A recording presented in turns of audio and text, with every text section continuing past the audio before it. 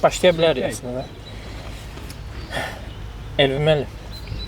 Demək, mənim bir dənə belə müşahidəm var ki, yəni bu illər ərzində dağlara, ucqarlara getmiş insan kimi, orada yaşayan insanlar üçün zaman anlayışı biraz fərqli cür işləyir. Yəni, məsəl üçün, saatla yox, deyirdilər ki, səhər çağı, günortadan sonra, axşam, bu qədərdir. Yəni, kimdənsə o dəqiq vaxt almaq biraz çətin söhbət idi. Söhbətə hara gətirirəm? Bugün biz səninlə də danışmışdıq, saat danışmışdıq, amma sən də dedin ki, günortadan sonra, günortadan sonra belə vaxt uzandı da, belə 2-3 saat uzandı. Deyirəm, bu ondan ola bilərmi acaba? Sən də uzun illərdir də ucqarlarda olmusan. Nə qədər olmusan?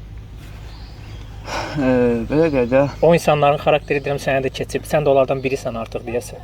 Mən özümü bəli, o insanlardan biri sayıram. Həm kətdə yaşamağım, kətdə böyüməyim, həm də uzun illər ucqar bir dağ kəndində işləməyim və sən o əvvəldə dediyin kimi haqlı olaraq əvvəllər yəni telefon yox, nəsə belə bir şeylərdən saxlamaq üçün həm də ki o formada həmişə görüş təyin edərdilər və o həmin ərazilərdə də dediyi formada qalıb. Düşünürəm, yəqin ki onun təsiri var.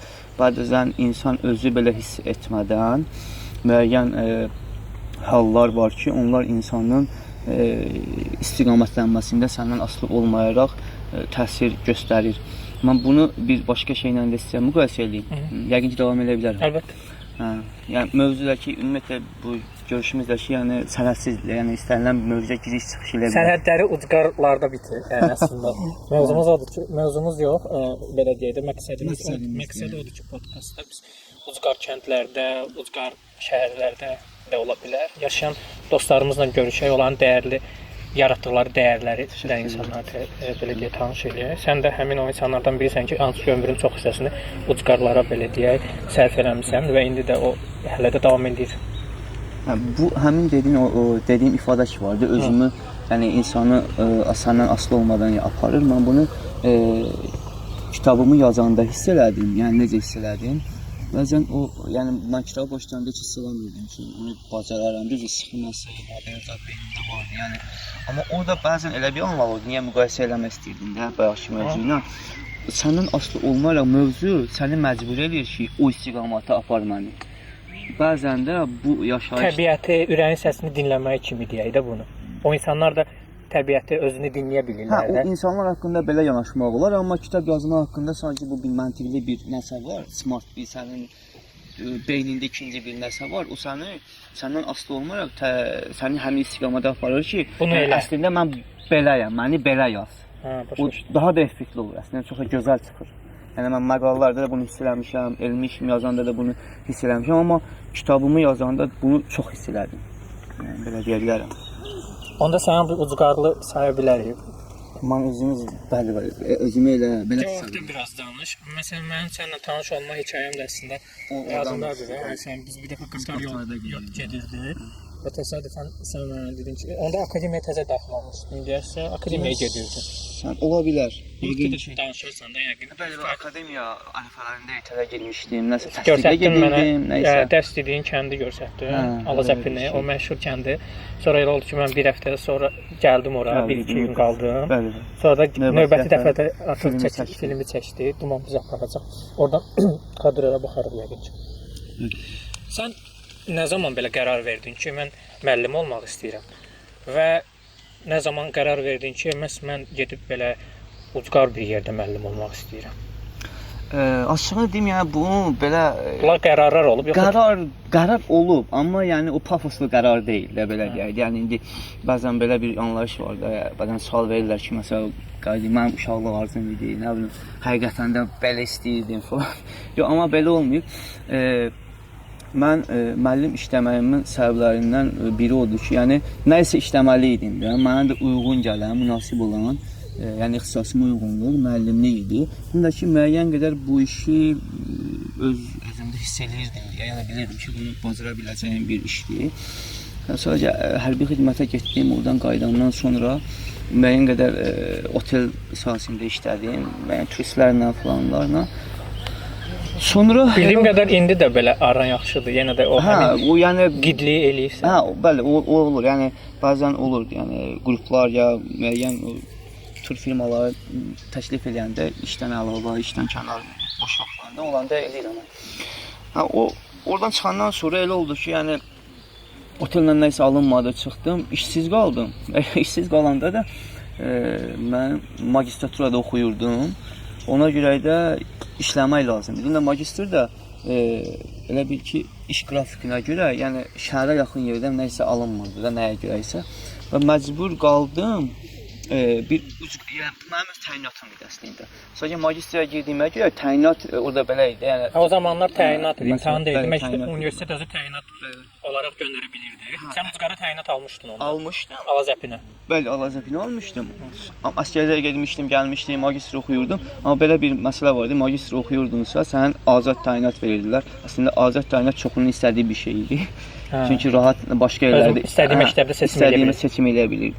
Bizə vermişdilər, amma mən özüm ora qayıtmaq istəyirdim ki, niyə? Çünki həm magistr oxumaq, həm də magistr elmi işimi yazmaq üçün mənə rahat şərait lazım idi. Mən onu yəni aşağıda oxuya-oxuya işləyə bilməzdim də, magistr işini yada bilməzdim. Əslində məqsəd dağlara çəkilib orada elmlə məşğul olmaq idi. Rahat, yəni öz magistr işimi başa vururum, imtahanlarımı hazırlaşım. Orada yəni belə çöl bayır qıran yoxdur ki, mən gedim vaxtımı boşa keçirdim. O məqsədlə getdim, həm maddiyyat cəhətdən işlədim orada, alındı. Həqiqətən birinci illər çox çətin idi. Yəni indi söhbətimiz əsasında o istiqamətə gedəriksə, onunla bağlı danışarıq. Amma çox çətinlik çəkirdim. Yəni o birinci illər çox çətindir. Amma sonra o qədər öyrəşdim ki, sanki heç ayrılmaq istəmədim.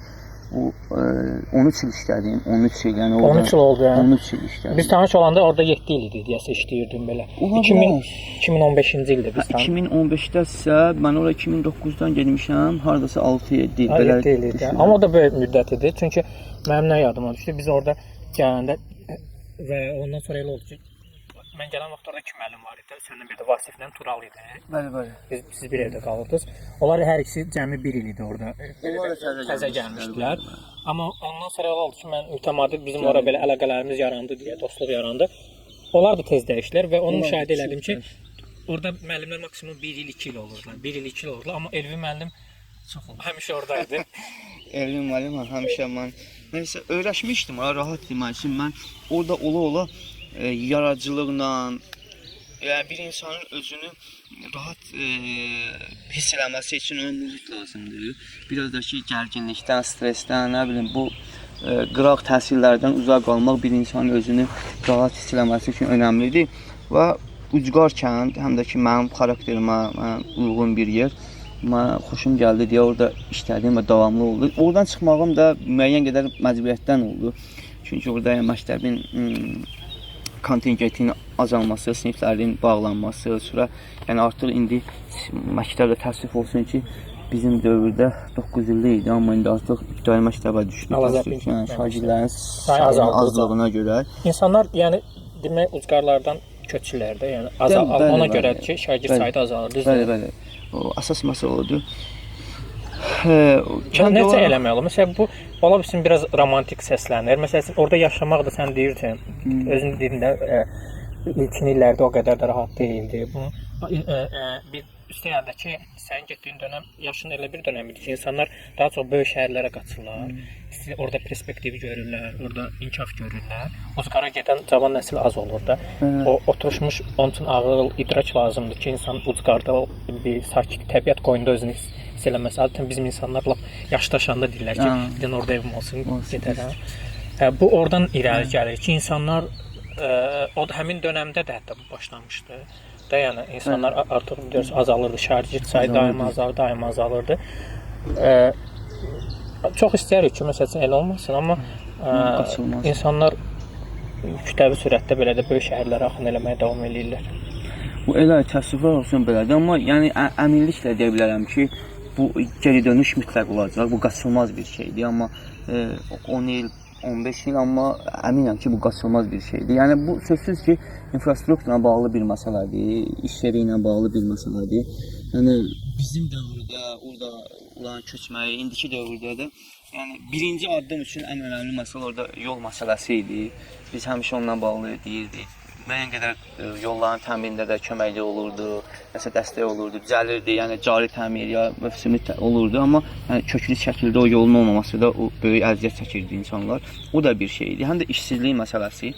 O məsələlərə Mənə gəlir ki, bu məsələlərdə mən işsizlik belə deyək də səbəbinin olmasına o qədər də tam razılaşmıram. Niyə?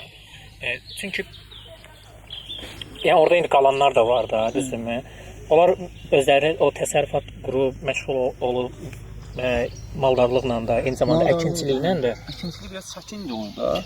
Yəni özlərini çox yaxşı şəkildə təmin edə bilirlər və çox da enerji və zaman sərf eləmədən, düzdürmü? Yəni günün bütün vaxtını bir işdə keçirməyərək. Səhər məsələn heyvanları otlağa apardı, axşam gətirdi, bir neçə saat sərf elədi. O da ilin bütün fəsillərində yox, düzdür? Bəli. Bunu sərf eləməklə təbiətdə yaşamaq mümkündür. Amma insanlar daha çox üstünlük verir ki, onu bir növ gedib şəhərdə 8-10 saatlıq işdə işləyim, fəhləliklə işləyim, kirayə ver, ağır işlərə bunu bir növ qurban vermiş kimi olur. Yəni o köçənlərin orada əksəriyyəti də yəni sadəcə bu iş arxasında gedirlər də. Yəni gedib milyonçu olmurlar ki, düzdürmü? Yəni belə deyək də fəhləlik yaxud da ki, orta statistik işlərlə məşğul olurlar. Öz yurtlarında məncə daha belə firavan deyək və yaxud da ki, daha huzurlu bir həyat əslində sahib ola bilərlər, amma bunu belə deyək qurban verirlər hardasa şəhər həyatına. Razıyam. Yəni orada yaş məsələsi önəmlidir. Yəni mən o deməkdir ki, mən o yaşda gəlmişdim orada, mən çox xoş idi, mən daha çox o həyatı xoşlayırdım və o hamısı belə olmalı idi və belə də olmalıdır. Yox. Amma insanlar da bizdə şəhərlə, yəni Ucqar kəndi ilə, sırf danışdığımız kəndi nəzərdə tutsaq, şəhərlə ol arasında çox böyük uçurum var. Yəni insanlar öz mənəvi boşluğunu, yəni şəhər boşluğunda olmalıdır müəyyən qədər. Onu doldurmaq lazımdır. Onlar doldura bilmirlər. Bu məsələ də var. Yəni sən onun qədrini bilmək üçün, dəyərini bilmək üçün bütün hallarda o şeydən, şəhər həyatından da keçməlisən. O pis halıdır. Onun lap pis variantını fikirləşməyək. Amma nə demək istəyirəm? Şəhər həyatı da insan üçün əlçatan olmalıdır. Kənd həyatı da insan üçün əlçatan olmalıdır və ondan sonra o insanlar orada yaşayıb özləri üçün qərar verə bilərlər. Bizdə əlçatmazlıq var onların arasında. Və onlar şəhərə gələn şəhərdən getmək istəmir. Hə, o məsələ də var, amma bəziləri də getmək istəyir. Niyə? Maddi məsələlər. Çünki şəhərə gedir, orada özünü təmin edə bilmir, dolana bilmir, dolanışlığı çətin olur. Bu məsələlərə görə də geri qayıdan olur. Amma problemin kökü, məsələn ki, orada qış dövrlərində yaşamaq çətindir. Yəni enerji məsələsi var. Yəni işıq məsələsi çox çətin olur.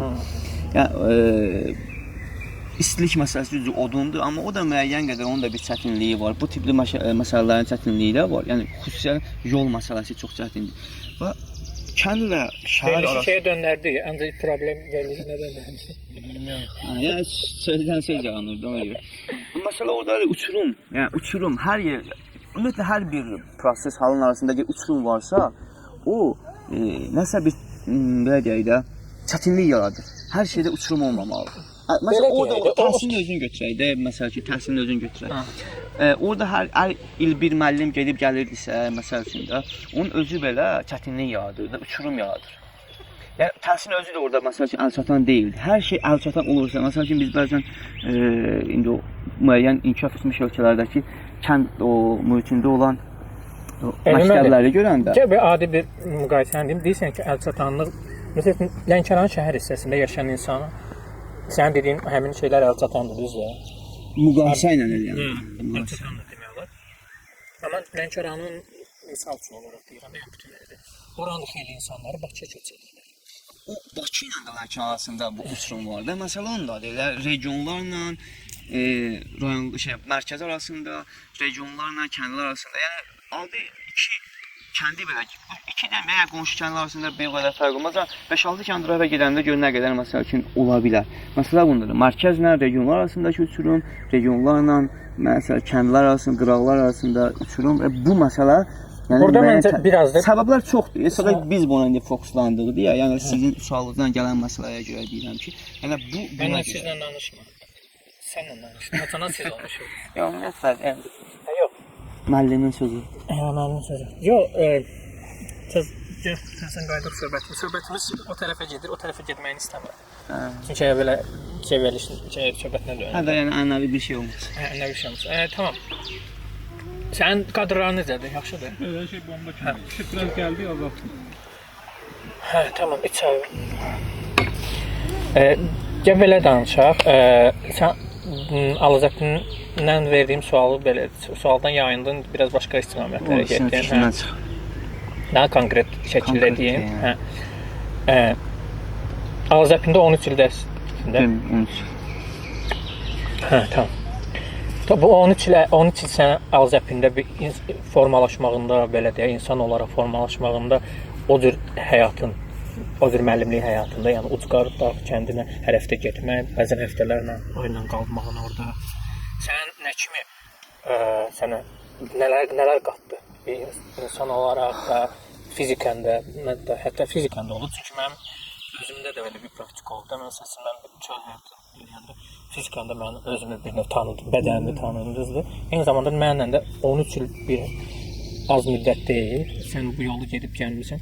Sənə nə qatıb Alazəddin? Bu fiziki cəhətdən sözsüz qatıb, çünki mən dözümlüyü qatıb, yəni belə deyək də, sağlam olmaq üçün rahatdır. Yəni sağlamlıqla xeyirdir, çünki həmin şərait, üstəlik oradakı şəraitə uyğun hərəkətlər, o səni dözümlü edir. Qidaların özü belə təbii olması, o sənin öz sağlamlığına xeyirdir. Məsəl üçün, mən hər həftə piyada gəlirdim. Danışsa bir 15-20 kilometr piyada gəlirdim. Bəzən orada elə vaxt var, bütün yolu evə qədər, yəni 40 kilometr piyada gəlmişəm. Onlar da olur. Oradan bura yəni sən? Düz evə qədər. Kərganlar olmasa ki, mən deyiz. Gündüz saat 2-də dərsdən sonra çıxırdım. Axşam saat 10-da çatmışam, 8 saat. Məsələn, piyada gəlmişəm. O az olub, amma belə düz bu Avrupaya qədər də, düz trasa qədər isə çox olur. Yəni ayda 3-4 dəfə elə belənçi gəlirdim orada. Maşın olmurdu, gəlirdim. Amma mənə cəhətdən məsəl üçün çox çətin sualdır əslində. Yəni mənəvi cəhətdən özünü daha yaxşı tanıya bilirsən. Daha çox səbirli ola bilirsən. Sosiallığı qəribə bir şeydir. Orada sosiallaşma yəni az çətindir. Niyə? Çünki mühit azdır da, insanlar azdır. Aslında sənin sosiallığı daralda bilər. Amma orada mən sosiallaşmağı daha çox öyrəndim. Yaradıcılıqla daha çox məşğul olmağa mənim vaxtım oldu. Ən önəmli məsələlərdən biri mənim üçün isə mən öz həyatımı satmadım. Yəni vaxtımı satmadım. Yəni ən önəmli məsələ odur. Vaxtımı satmadım deyərkən nəyi nəzərdə tutursan? Məsəl üçün nəyi nəzərdə tuturam? Bayaq əvvəldə sənin dediyin məsələ. Məsəl üçün biz şəhərdə yaşayanda, şəhərə yaxın yaşayanda, sənin vaxtın elə şeylərə gedir, sənə lazım olmayan bir şey. Sənə bəzən də heç faydası da olmur, amma məcbur o vaxtı keçirdirsən və o vaxt heç bir faydası da yoxdur, mənası da yoxdur. Və lazım olmayan 10 dənə işin dalınca gedəndə sənin ömrün də gedir. Yəni Bakıda sənin bir götürəkdə sən ömrünü satırsan, lap iş olsa belə. Yollarda çox vaxt. Yollara gedirsən, lazım olmayan bir şey tıxacından tutmuş, sənin işivə qədər. Amma orada isə sənin vaxtın sənin özünə qalır. Sən özünlə məşğul olursan. Düzdür, burada maddiyyat önəmli məsələdir. İndi biz orada işləyirdik, müəllim idik, maaş alırdıq. O məsələ bu əsas önəmli tərəflərdir. Amma vaxtımı satmırdım, vaxtımı itirmirdim. O vaxt mənim özümün idi və mən o vaxtı özümə sərf edirdim. Özümün inkişafım üçün, özümün təkmilləşməyi üçün. Yəni düşünürəm ki, mənim üçün çox faydalı olur. Çox bolluca zaman. Zaman, yəni çox düşünməyim. Bizim bir müəllim vardı ki, insanı akademiyada bizdə də dərs deyirdi orada. İnsanlar hamısı biz doğulur da belə skeyli hansı bir yazıdan misal gətirirdi, deyirdi ki, onun bir sözü var, deyir ki, insanlar eyni doğulur, onların müşahidə bacarığı insanları fərqləndirir və onları inkişaf etdirir. Mən düşünürəm ki, həmin o bacarıqları müşahidə aparmaq, yəni analiz eləmək, mən orada daha çox öyrəndim. Və gələcəkdə mənim inkişaf etmək. Mən onu müşahidə edirəm ki, məsələn, o həqiqətən də o ləzzəti duyan insan bir dəfə ki duydu, o yavaş həyat deyirlər də ona. Bəli. Slow. Bəli. Nə deyirlər? Slow culture. İndi bunun bir çox növləri var da, slow food deyə belə bir şey hətta qida içində var. Bəli, razıyam. bunu duyan adam, bir dəfə ki hiss edən o ləzzəti, dadı, o artıq o sürətlər içərisində belə yaşaya bilmir də.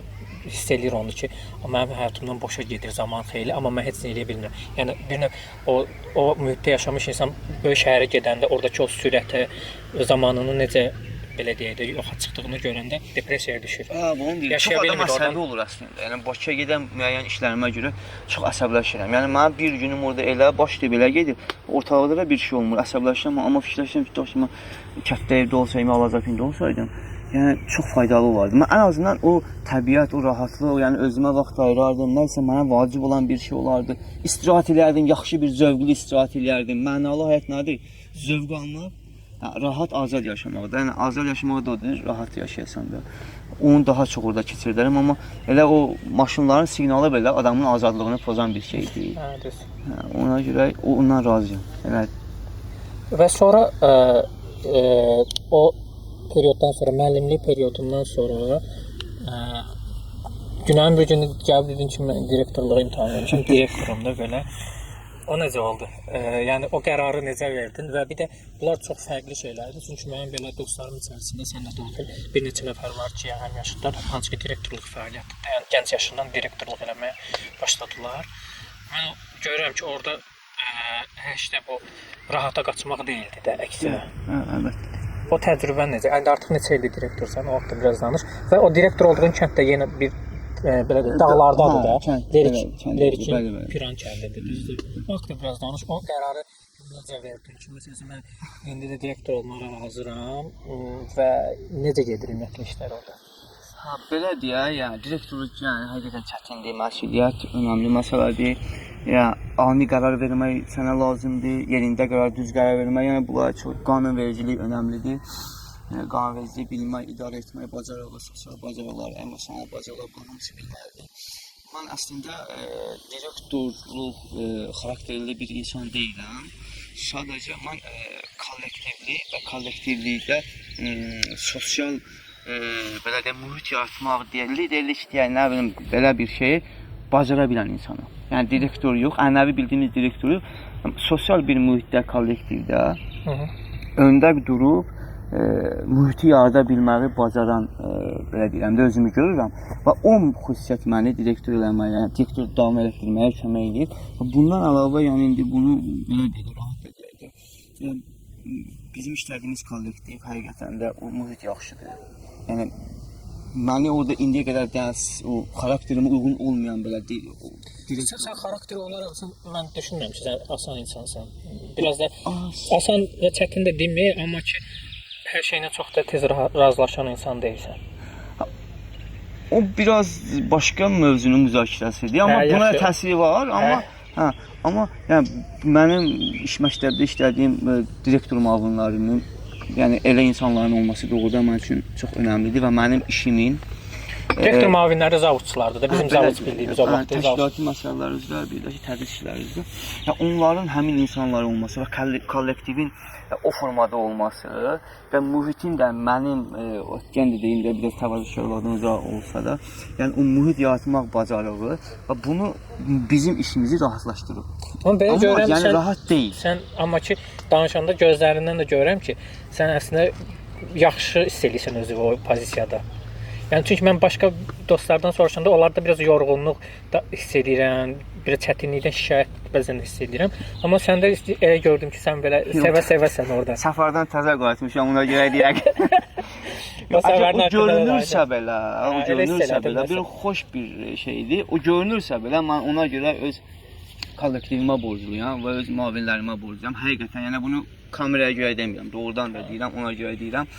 Amma çətinliyinə söz ola bilməz. Yəni çətinliyini mən də burada danışmaq da istəmirəm. Bir hansı tutaq ki, mən dünənləri məktəbdə olmuşam, hansı bir dənə qeyri-adi problem olub. O problemi biz həll eləmişiksə, onu burada danışsaq məsəl üçün, həmin o sizin danışdığınız direktorlarda indi siz orada bir var burada danışacağımız məsələ, söhbətlər. Bir də var məsəl üçün kameradan kənar danışacağımız məsələdə. O kameradan kənar danışacağımız məsələ, yəni həqiqətən gərgin bir məsələdir. Yəni o məktəbin işində polisindən, prokurorundan olur, valideynlə, mübahisələrdən tutulmuş uşaqlarından, naciyyindən, hər nə olur da. Bu da gündəlik olan bir məsələlərdir. Ona görə də sadəcə hə bir məsələ odur ki, yəni sənin iş yerində bir var işin problemi öz yerdə. Bir də var kollektivdən aldığın pozitivlik. Hə bizdə adətən məktəblərdə kollektivdən aldığın pozitivlik olmur və iki qat insana yüklənmə verir və o səni çox məyus edir. Çünki sən növbəti gün məktəbə işə getmək istəmirsən də. Məndə də belə periodlar olub. Amma növbəti gün işə getməyə səbəb görmürsən. Çünki bu problem də var bu, amma kollektivdən aldığım Geri dönüş yaxşı hə, geri dönüş olur. Mühitimiz yaxşıdır. Bir-birimizi çox, yəni kollektivi anlaya bilirik deyə. Heç olmasa bir yerdən pozitivlik comeback var da. Hə, o var. Ona görə, yəni Mənə baxın, ona görə. bu comeback falan bu sözlərdən belə Yo, istədim ki, Amerikadan geri qayıtmazlar, nəzəlidir.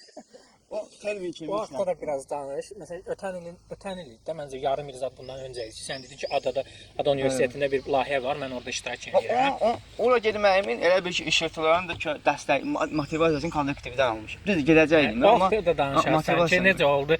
Yəni Amerikaya gedən yol hardan başlamışdı? Amma indi bilmirəm bunu biraz səmimi desəm, yaxşı, bəlkə səmimi desəm daha maraqlanır. Çünki onu əslində həmişə demək istəmişəm. Sadəcə yoldaşların kənarlarına tərəfindən demişəm, amma onu bir post kimi də yazmaq istəmişəm. Sonra düşünmüşəm ki, yəni biraz bəlkə də artıqlıq çıxar, ya nə isə. Denən görək də. Sadəcə günlərim belə adi məktəb günlərimizdən, yorucu günlərdən biri idi. Dərsdən sonra idi.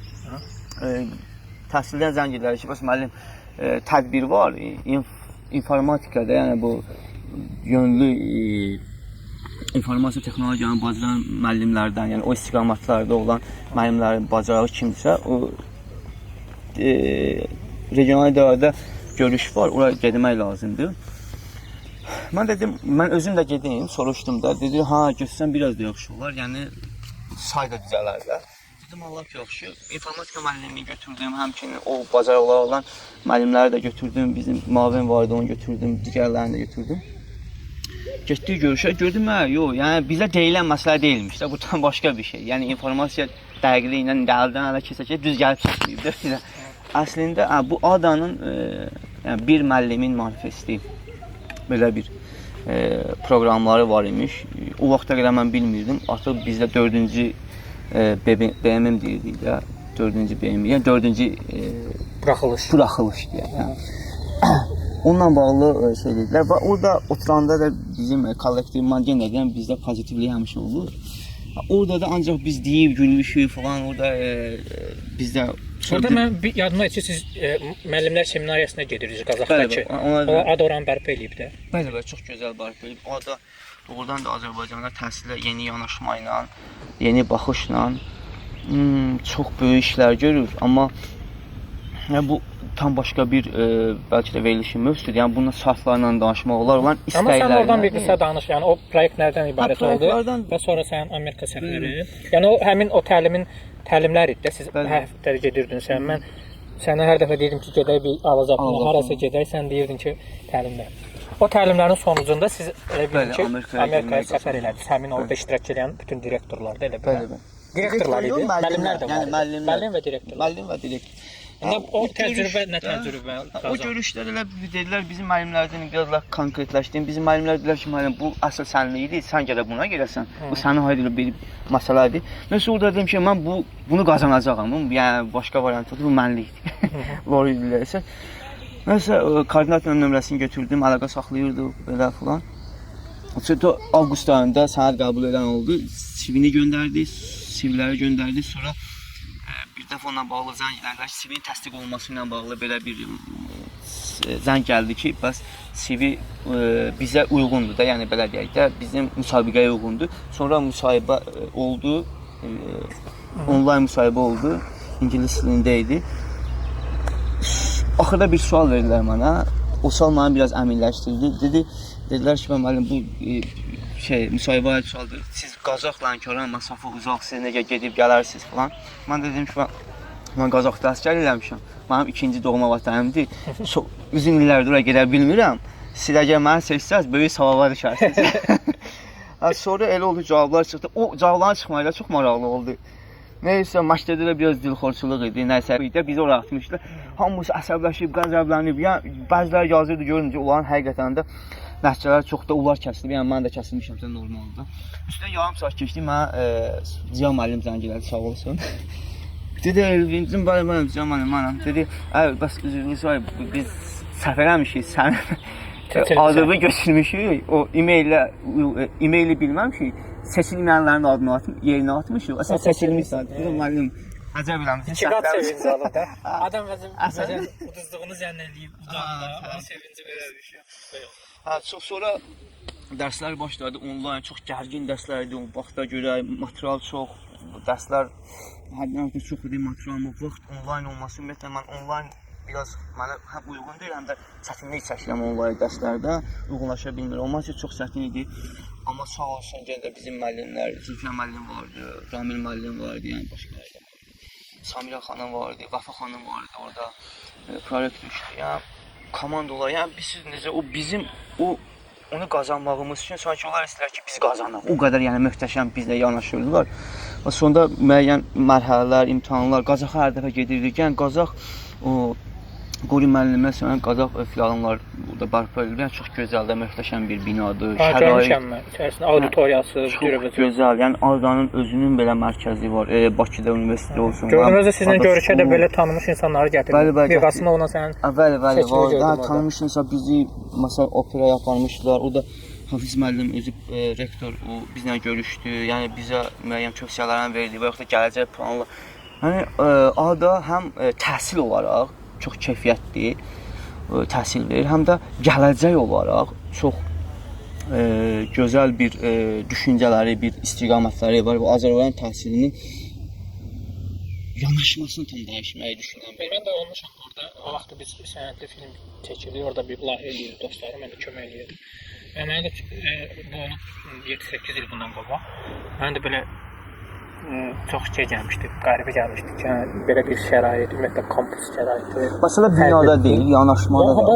Bunlar hamısı əslində bir kompleks işlərdir. Məncə bu yəni oradakı şəraitin özü də təhsilə yanaşmanın bir göstəriciləridir əslində. Həmin mühitdə görürdüm ki, tələbələr yəni yaradıcılıqla məşğul olan kim, kompüterlə məşğul olan kim, tam başqa belə. Yəni bir tələbənin durub səhər çağı getmək istədiyi bir təhsil məsələsi. Bu önəmli bir şeydir. Mən də məsələn təhsillə bağlı deyirəm ki, məktəbdə belə bir yer olsun ki, şagird səhər çağı durub ora istəsin ki, səhər açılsın, mən ora gedim. Direktorlar prioritet odur. Yəni önəmli məsələ həqiqətən yəni bunu bizim müəllimlər təsdiq edə bilər. Mən bütün pedaqoqlara da həmişə də deyirəm ki, mənim məqsədim və sizinlə bir yerdə istədiyim iş odur ki, siz buradan gedəndə gözləsiniz ki, sabah haçansılar, mən yenə də görürəm məktəbə, orada rahat elə mühit olsun ki, mən ora gəlim. Həmişə bunu uşaqlar üçün də bunu arzulayıram. Düzdür, şərait deyək, müasir təhsil sistemi deyək, müasir yanaşma deyək, tədris vasitələri deyək, maddi texniki baza deyək, buna yəni hazır deyil. Mühitin özü belə ona hazır deyil. Valideyn məktəb münasibətlərindən tutulmuş. Yəni amma müəllimlər bunda açar ola bilərlər də. Yəni çünki bu misalları az da olsa görürük. Məsələn, bir sosial şəbəkədə bəzi müəllimlərin fəaliyyətini izləyirəm mən. Görürəm ki, belə müəllimlər var ki, orada heç elə bir onlar da məsələn ucqarlarda dəstəyən elə müəllimlərdən görürəm ki, bəzən elə bir enerji ilə, pozitivlə yaradıblar ki, onun şagirdləri o müəllimi görmək üçün hər gün məktəbə getmək istəyirlər məncə. Yəni orada bir növ müəllimlik missiyası özü. Mən məsələn müəllimlik missiyasına belə yanaşmam. O həmin müəllim müqəddəsdir termini mən üçün həqiqətən də belədir. O gənclik dövründə, bəlkə məktəb dövründə biraz pafoslu səslənə bilər bu bizim qulaqlarımıza, amma yaşatdıqca görürük ki, bu həmin o müqəddəslik dediyimiz bir şey, yəni müqəddəslə müqayisələndirmə özü nə deməkdir? Həqiqətən də belə bir insanla biz daimi ünsiyyətdə olmaq istəyirik, onu görmək istəyirik. Və elə olan müəllimlər həqiqətən də var. Yəni o müəllimləri görəndə belə ürəyim də fərəhlənir ki, elə müəllimdir. Bizim öz dönəmimizdə də, hər bir məktəbin dönəmində də bir müəllim olub ki, onu da xatırlayırıq da. Yəni hər şeyi belə deyək də infrastruktur, ümumiyyətlə müəllimin gəliri falan üzərində məncə artmaq olmaz. Yəni bu peşəni seçən bir insan, o nə qədər böyük bir peşəni seçdiyinin fərqində olarsa, məncə o həmin işığı yandıra bilər. O işığı biz bəzi müəllimlərdə görə bilirik. Amma çox deyirlər. Belə deyə düşünürəm ki, hansı ki o müəllimə görə şagirdlər hər gün uçaraq məktəbə gedirlər. Mən razıyam sizinlə. Mən Yəni hər şeyin üstünə atma olmaz deyə. Bir də üstəlik bir insan bir peşəni seçibsə, artıq bu peşəni bir növ vicdanla yerinə yetirməlidir də. Əsas o məsələyə gəlmək istəyirdim. Onu yerinə yetirməlidir. O məsələyə gəlmək istəyirdim. O sualca əsasən mən 3 yerə bölmək istəyirdim, yəni müəllimləri. Biz Amerika səfərinə getmədik o arada. Buna cavab verim, qayıdaram. Sən adadan çünki sonra siz Amerika səfəri eləmisiniz, 5 getmişik. həftəlik. Amerikada olmusan. Orada hansı təəssüratların olub, onları da mütləq bölüşərsən bizlə. Bu 3 istiqamətdə istəyirəm bölüm, 3 kateqoriyaya bölüm. Biri həqiqətən sizin dediyiniz kimi, sənin dediyin kimi müəllimlər həqiqətən ömrünü o peşəyə vermək istəyir. Yəni onu sən əlindən hər nə idi alsan, o istəyir ki, belə olsun. Bir var, o isə bir müəllim də var. O müəllim sadəcə əhvalının adamıdır. Yəni əgər əhvalı kənardan, maddiyyatdan tutmuş hər şeyə də normaldırsa, o elə müəllimdir. Əgər əhvalı yaxşı deyilsə, elə müəllim ola bilmir. Mən onları da qınamıram. Yəni onları da qınamıram da, çünki hər şeyi eyni xətlə aparmaq da olmur da. Bir də var, elə o bizim dövrümüzün bəlasıdır da. Amma o müəyyən qədər çoxluq təşkil edir hazırda. Nədir? Məcburiyyətdən müəllim olub. Mən onları da qınaya bilmirəm. Yəni bu, məsəl üçün indi bir balaca Amerika elə ondan bir dənə belə də haşiyə kimi verim. Məsələn biz orada müəyyən spikerlər gəlirdi, danışırdıq biz üçün. Belə suallar ortaya çıxırdı da məcburiyyətdən müəllim olmaq məsələsi. Orada belə bir şey. Əslində razıyam, amma bizdə sosial bazda ona cavab verməlidir. Deyir ki, burada müəllimi bizdə məsələn sertifikat oldu, müəllimlərin kənarda qalması falan. Deyir, yəni ona ehtiyac qalmır da. Deyir, müəllim özü görəndə ki, orada biraz düşüncə fərqi də var. Yəni indi o bir ifadə var, istəmirəm işlədim. Yəni pis ifadə deyil, sadəcə müəllimlər üçün işlətmək istəmirəm bu ifadanı. Tamam, işlətmə. Çünki müəllim önəmli, vacib bir fiqurdur da. Deyir ki, müəllim əgər görürsə bu mənlik deyil, özü kənarda qalır da. Bilir ki, mən bundan həm özümü aldadıram, həm cəmiyyəti zövq ala bilmirəm. Amma məsələ onda ki, gəlib özü üçün digər bir işlərdə təmin oluna bilir də, iş tapa bilir və sosial həyatını təmin edə bilir. Bu məsələ var. Bu məsələ bizdə biraz, məsəl ki, müəllimin də bir xarakteri var. Özümdə də, məsələn, onu da dedim ki, Amerikaya gelib gələn sonra dəyişdi. Fikirləşirdi ki, müəllim olmasam nə eləyərəm görürsən, acından ələrəm. Bu düşüncə müəllimdə daha çoxdur, başqa peşələrə nisbətən.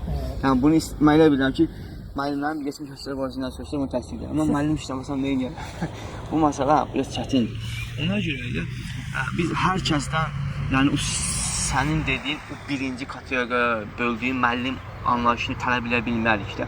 Amma ikincisini gözləyə bilərik. Müəllim əhvalın adamıdır. Onunla razıyam. Belə müəllimlərimiz olması var və onlar da ki, faydalı müəllimlərdir. Sadəcə onların həmin dönəmi sinifə girənə qədər olan arxadakı hissələr normal olsa, və sinifdə effektli olar. Bir məsələ də nədir? Müəllimlərin effektli olması yenə də gedirik ki, təhsilə gedirik. Dedim, söhbətlərimiz yenə qalır. Təhsil məsələlərimizə getməyək, çünki bu sizin daxili məsələlərdir. Səncə oradan davam eləyək ki, adadakı, bunun adı nə idi? Təlimlər idi, yoxsa bir kurs idi, nə idi? Bu kurs da demək olar, bu proqram idi, ixtisas artırma deyək. Workshop. İxtisas artırma. İxtisas artırma kursları idi. Proqram idi. İxtisas artırma bir proqramı idi. Və bu proqramın tamamında sizin iştirakçılarınız Amerika Birləşmiş George Washington Universitetinin sertifikatı, həm də ki, Ad Universitetinin birgə onların layihə olduğu üçün bir proqram olsa, bir yerdə onların bir sertifikatını əldə edirsən. Burada 3 istiqamətdə əsasən, yəni əsas deyək də 3 istiqamətdə planlaşdırmadır, layihələşdirmədir, bir də liderlik bacarıqlarında təhsildə getdiniz orada. Bu həm də bir növ həmin siz məktəblərdə oldunuz yoxsa orada? Yox, məktəblərdə oldu. Elə məktəb vardı ki, biz orada ekskursiya tipi gedirdik. Elə məktəb var, təcrübə məqsədi ilə gedirdik. Nə qatdı sənə ümumiyyətlə? Nə baş verdi? Çünki kultural şok deyirlər də. Yəni yaşadın onu yoxsa yox? Onu yaşadım. Yəni yaşadım. Amma düzdür, gözləyirdim onu. Gözlədiyimi yaşadım. Bir gözlənti də var idi. Gözlənti var, gördüm. Amma sən praktikada görməyin düşündən başqa şey. Bir düşüncəndə hiss edirsən. Amma bunu praktikada görəndə istər-istəməz, o görürsən ki, müəllimlərin yanaşması, uşaqların davranışı, məktəbin şəraiti, tədris materialları. Mənim üçün ən önəmli məsələ və ən vacib olan məsələ və təhsili rahatlaşdıran çoxlu məsələlər vardır. Biri məsələ metod məsələsidir. Yəni indi bizim təhsildə də ancaq daha çox keçənlərdən metodlar, təhsil metodları falan. Bizdə bu yeni metodlar gətirmisən orada? Yox, yeni metodlar gətirsən belə tətbiq etməyi çətindir. Amma nə demək istəyirəm? Bu metod məsələsi ilə bağlı. Belə baxanda Amerika təhsil sistemi də dünyanın yaxşı təhsil sistemlərindən biri deyil. Deyil. Yəni bizə nümunə olsun. Sadəcə yaxşılarını götürmək olar. Yəni onlar özləri də müəyyən spikirlər, ya bizim müəllimlərimiz də vardı. Onlar da yəni bizə yəni %100 nümunə kimi demirdilər ki, bizim təhsil nümunələri siz bunlardan. Sadəcə bu belə bir şeylər də var. Var və gözəldir. Yaxşıların da. Məsələn, məndə orada ancaq bizdə məsələn standart metodlar var. Bu Təhsil Nazirliyi RT tərəfindən qoyulan metodlardır. Qoyulan metodlardır onun çərçivəsində o içində. Amma onların təsirində mən sonsuz metodlar belə yığınağın gördüm də. Yəni necə? Yəni onlar öz məktəb daxilində tutaq ki, aransı bir müəllimi metodlar var. Tutaq ki, məktəbin belə təklif elədiyi effektli təcrübədən keçən metodları var. Və bunu birinci bunu nəzəriyyə olaraq da işləyirlər. Və bunların özlərinin konsultasiya günləri olur da, tutaq ki, vaxtları olur. Və o müəllimlər olsun, onlarda indi kafedralar formasında deyənlər deyək, metod birləşmələr biz deyək. Onların görüşləri olur və onlar təklif edən metodlar var, növbəti dərslərdə deyək. Bunun metodlarını rahat istifadə edə bilər. Burada çox fərqli olan metodlar olarsa, interaktiv şəkildə dəyişdirirlər metodları. Hədsiz də, yəni məhdudiyyət yoxdur metodlar üçün. Onlayn qaydada dəyişir elə. Yəni onlayn daimi dəyişir. Yəni müzakirəyə çıxarılan o konsultasiya olunan şeylər ki var, metodlar da onlar ki həddən artıq qabarıq olan metodlardır. Amma sən cüzi nəyisə dəyişmək istəyirsənsə, ona müzakirəyə çıxartmaya belə ehtiyac yoxdur. Sən tətbiq edirsən. Amma mən yadımda ki, o vaxt mən bir fərqli filmə baxmışdım. Adı Supermeni gözlərkən belə sayılar, Waiting for Superman. O Amerika təhsil sisteminə belə çox belə tərənnüdü bir yanaşmalardan biri idi ki, orada bəzi məktəb seçimlərində belə lotereya ilə məktəb seçimləri deyə bir şeylər hətta var idi bəzi yerlərdə. Orada yəni Supermenə, yəni ümidimiz Supermenə qalıb da, yəni ki, gəlib xilas edə bilər bu təhsil sisteminin belə deyək də vəziyyətindən bizi. Və məndə o da bir növ ancaq tənqidi yanaşma idi deyə, yanaşma belə deyək də. Məndə səhiyyəsi kimi. Hə, səhiyyəsi ilə də bağlı bir dənə var. Onun adı səhiyyəsinə bağlı bir filmə baxmışam. Amma reallıqdır. Çünki orada olanda yəni biz orada Dünya Bankının əməkdaşları gəlmiş təhsil istiqaməti. O American Dream var, Amerikan xülyası da. Yəni o sadəcə belə xülyadır, yoxsa həqiqətən vardı? Yox, belə deyək, təminat var da. Yəni hər yerdən bir çıxış yolu var Amerikada, təminat var. Amma problem də var, problemləri özləri də dilə gətirirlər və problem üçün çalışırlar, onu gizlətmirlər. Problem var, amma yəni müqayisə eləmirəm də olan problem var. Problem var. Amma o problemi bizlə müqayisə eləmək istəmirəm. Olan məsələn ki, bizdəki tutaq ki, bizim təhsillə bağlı belə onların qarşısında təhsil, vətəndaş həyati bacarıqlar, həyati bacarıqlara sahib olan bir vətəndaşın yetişdirilməsidir. Yəni bizdə də bu var da, o çox önəmlidir məncə. Bu önəmlidir. O elə bir növ orada peşə təhsili də bu da təmin olunur. Peşə təhsili də onun içərisində. Bu təmin olunur belə deyək də, onun üçün şərait yaradılır. Yəni onun üçün sərhəd yoxdur. Amma nə qədər şagird, nə qədər təhsil uşaqlara verə bilir bundan, nə qədər bundan uşağı götürə bilir, bu ikinci məsələdir. Onlarda da problem var, bizdə də var. Amma həmin mühit, həmin həyati bacarıqların şagirdləri ötürülməsi məsələsinin təşkili, yəni o təşkil olunub. İndi mən nə qədər ondan götürəcəyəm və mənim götürməyim dövlət tərəfindən, nə bilim icmalar, nə bilim təhsil tərəfindən deyim, nə bilim sosial institutlar tərəfindən, mental cəhətdən, ənənələr cəhətdən nə qədər təmin olunursa, bu məsələnin ikinci tərəfidir. Bu bizi nəyə oxşayır? Bizdə elə bil ki, məktəb-valideyn münasibətlərdə bir var, valideyn münasibətləri ilə biz danışaq, bunu başqa müzakirə ilə eləyək də. Bir o məktəb daxili təhsilin, tədrisin təşkili ilə bağlı, bunu başqa tərəflərlə eləyək də. Bu tərəfdə baxanda bizdə, doğrusu Amerikada deyək də, burada mən mütəxəssis kimi danışmaq istəmirəm, yəni 5 həftəlik bir mütəxəssislik deyil. Sonra təcrübələr, bizdə dərs keçirənlər, universitetə getdiyimiz, bizə gələn o xüsusi spikerlər ki vardı, sırf onunla bağlı biz üçün danışırdılar, mühazirələr oxuyurdular. Və bizim bütün suallarımızı cavablandırdılar. Ona əsasən danışıram, mütəxəssis kimi danışmaq istəmişdim. Ona əsasən bu təminat təşkil olunub. Amma sənin ondan nə qədər götürəcəyin və sənin götürməyin hazırlığı nə qədərdir? Məsələn, bizdə uşaq oxumaq istəmir də, problem. Elə uşaq var, lap ideal deməkdir. Bu çox şey oldu, belə klişe şey oldu. Müəllimlərin uşaq oxumaq istəmir. Bir direktor da bunu dedi.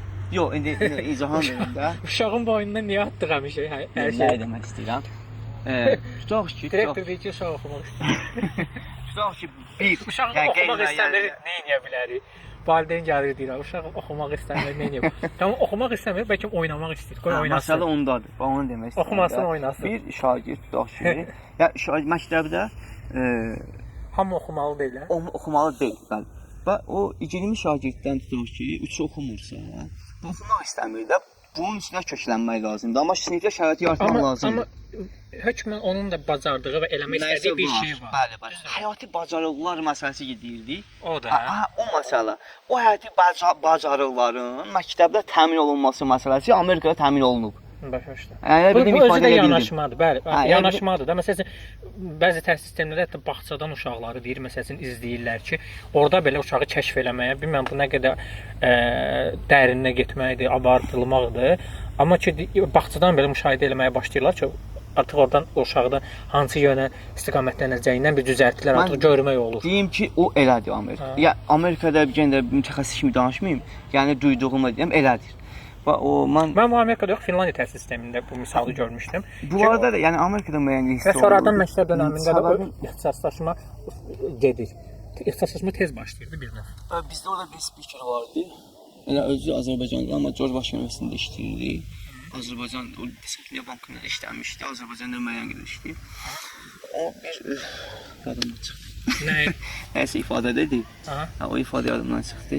Təqribi nə deyirdi? O yox, indi yadıma düşmür deyəcəyəm. Yadıma düşmür. Qəşəng bir müqayisə bir şey idi. Ona görə o sizin sənin dediyin fikrə görə çox yaxşı bir ifadə idi. Yəni bir ki, cavab verə bilərdim də onunla. Hə, düz. Yəni mən məsəl üçün bu haqqda Araz müəllimlə də danışmışdım, sizin həmkarla bir dəfə. Deyirəm ki, biz uzun illər bir növ bizi belə deyək də zorlanmışıq bu tərəfdən ki, məsələn, bir sinifdə kimyanı bilən 5 nəfər var idi. 20 nəfərdə heç kimya olmayan beyin, kimya yönümlü olmayan, təbiət yönümlü olmayan beyinli olan uşaqlar vardı. Onlar da məcburiyyətdən kimyayı oxumaq ya dinləməli olurlar bir neçə il və yaxud da ki, riyaziyyatı daha belə mürəkkəb formasını və yaxud da ki, yəni başqa elmlər. Biri üçün ola bilsin ədəbiyyat əzablı idi. O məsələn orada tənliy əldə eləmək istəyirdi, amma gəlib oturmuşdu ki, şeir dinləyirdi və yaxud da ki, əksinə düzdürmü? Və bu şəkildə yalnız sinifdə bütün fəndləri ayaq uydura bilən şagirdlər müəllimlərin sevimliləri olurdu avtomatik. Orada 20 nəfərdən 5 nəfər, 10 nəfər olurdu, 15 nəfər bir növ qara siyahıdan mı deyək və yaxud da oxumayan uşağa çevrilirdilər. Amma bəlkə də onlar daha bacardıqlar, daha yaxşı həyatda belə deyək, daha vərdişlər qazana bilərdilər. Bir növ onlar sadəcə məktəbə oxumamış şagirdlər kimi bitirirdilər. Amma indi mən məsəl üçün indi biraz baxıllıq edirəm, görürəm ki, yaxşı peşə məktəbləri var. Bizdə də məsələn peşə təhsil mərkəzi yaradılıb. Çox əla hər növ avadanlıqları, müasir avadanlıqları var. Bu yönəmə getməyə məni sevindirir. Yəni ki, peşə yönümlü olmalıdır. Ən azından şagirdlərin məktəb dövrünü, hələ o məktəb dövründən sonrakini demirəm, məktəb dövrünün belə maraqlı, zövqlü olması üçün önəmlidir. Ən azı ona görə. Təhsil uğuru ancaq orada sayıla bilər. Hardasa məktəb dövründə, bağça dövründə universitetin özü də zövq ala bilsin. Həyatın mənası. Ora getmək istəyirsən. Sən məcburiyyət hiss eləmirsən özünü ora get. Zövq almaq. Yəni həyatın mənası biz düşünəcək insan həyatdan zövq almalıdır. Yəni geniş mənada. Elmlə də məşğul olarkən, yemək yeyərkən də, hər zaman. O peşə məktəblərinin yanması desən Lənkəranda da hələ açılmayıb deyəsən. Amma işlər gedir, hə. İndi nə qədər bina çox gözəldir. Ya amma binadan öncə belə işləri görürlər. Mən görürəm ki, biz orada Afar müəllimdir də. Afar müəllim çox yaxşı işlər görürlər. Mənim məlumatım yoxdur. Mən daimi görürəm neçə ildir Afar müəllimin komandası o qədər belə zövqlü, həm zövqlü olaraq, həm də belə bilirsən şəhərin bir yeri üçün quş yuvaları düzəldiblər, velosiped yerləri, stollar, oturacaqlar. Sifarişlə standart ya məktəbin müəyyən planı əsasında olmasın, nə olur şeylər. O işlər sadəcə zövq xatirinə eləyirsən. Yaradıcılıq olaraq da hətta animasiya çəkmişdi. Ondan xəbərim yoxdur. Yəni o qədər yaradıcı sahələri də kreativ sənaye də desə orada fəaliyyətə başlayır. Mən bu yaxınlarda onu görmüşəm. Mən çox ləzzət edir çünki bu müasir belə deyək də peşələrdirlər. Bizdə əmək bazarı məsələsi biraz çətin məsələdir. Ona bağlı məqalələr dünyanın özündə indi hal-hazırda belə deyək də ixtisaslarda belə çox sürətli dəyişmələr baş verə bilər və süni intellektin belə deyək bazara girməsi ilə nə qədər orada da tam fərqli yeni sahələr yaranır, bəziləri ixtisara düşür, belə deyək, çox sürətli baş verir bu proses. Məsələn, belə elmi texnoloji inkişaf çox sürətli gedir və bu 15 il bundan qabaq yaranmış, 10 il bundan qabaq yaranmış bəzi peşələr artıq indi yoxa çıxır. Amma bu cür sürətli yaranıb bitirmək bu bir növ həm də hansı peşə seçimində daha çox dərin düşünmək, amma nə qədər dərin düşünə bilərsən ki, yenə də tez dəyişə bilir. Bu dünyada sən özün necə belə baş çıxarsın? Ümumiyyətlə sosial şəbəkə insanımısan, izləyirsən ümumiyyətlə dünyada gedən belə bu sürətli proseslər var. Hansı ki biz bunu daha çox sosial şəbəkəyə girəndə görə bilirik. Məsələn, Facebooka girdin, nə bilim, Instagrama girdin, TikToka girdin. Burada hər şey o qədər sürətlə baş verir ki, bəzən deyirsən ki, mən hardayam da, dünyadan geri qaldım. Dünyadan geri qaldığımı hiss eləmədim Amerikaya gedəndən sonra. Amerikada olanda da sonuncu gün özümü topladım, yəni o ilk 20 dəqiqəlik o düşüncələrimi orada ifadə elədim. Orada da qeyd etmişdim. Mən elə bilirdim, yəni əsas iki prioritet məqsəd qabağıma qoymuşdum ki, Amerikaya gedən olayı daha çox müşahidə analiz eləyərəm. Birincisi o idi ki, bir Azərbaycan təhsil adamının, yəni fərq yoxdur, şagirdindən tutmuş, universitet müəllimə qədər. Amerika təhsilində nə qədər... Mənim biraz sən yaxın, məhkəm danışdınız. Amerika təhsilində nə qədər özünü doğrulda bilər, yəni nə qədər potensiallıdır. Gördüm ki, həqiqətən də orada da dedim ki, yəni bizim orta məktəbin mən indi kulturunu hesablamıram da bizim dövrümüzdə olandan gətirək. Ümumiyyətlə materiallar, orta məktəb materialını yaxşı mənimsəyən və dil bacarığı önəmlidir olan bir insan gedib burada rahat Amerika təhsilinə qoşula bilər. Yəni bunu uzun illərdə hər kəs deyir. Yəni deyirlər ki, bizim təhsil sistemində əslində təhsil proqramı kifayət qədər bəzi sahələrdə onları üstələyir hətta. Üstələyir, yəni onun özünün bir səbəbi var da. Onlarda bizdə bu həm nəzəri, bu çox belə bizdə nəzəri daha çox olur məncə. Nəzəriyyədən də əlavə bu geniş bir mövzudur. Yəni bunun haqqında mən bir neçə məqalədə yazmışam, yəni sosial şəbəkələrdə paylaşılandı.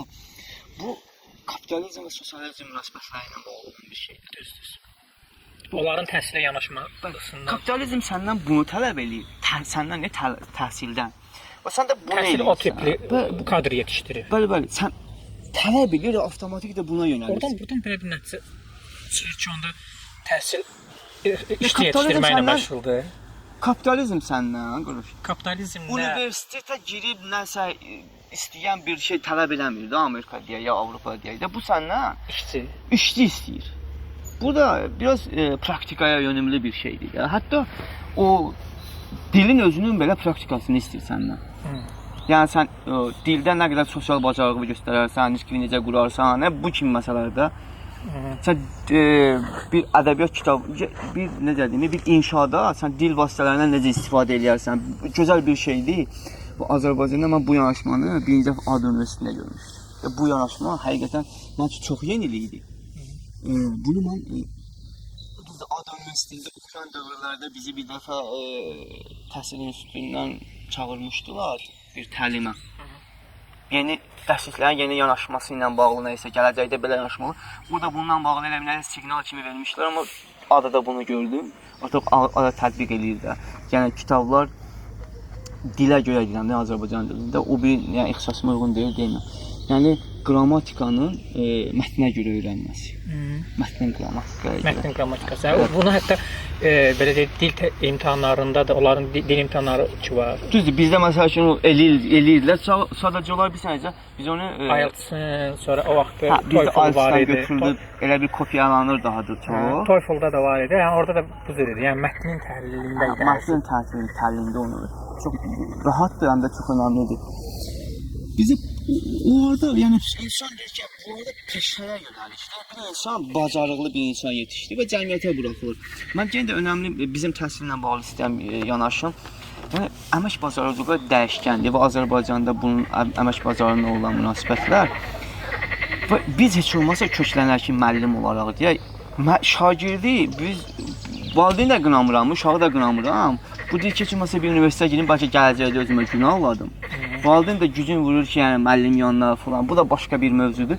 Amma biz özümüzə heç olmasa elə ki, yön verək ki, şagird o peşə məktəbindən açılsa gedəcək. Heç olmasa həmin o 2-3 il deyək, neçə il orada oxuyacaq, həmin o günündən zövq alsın.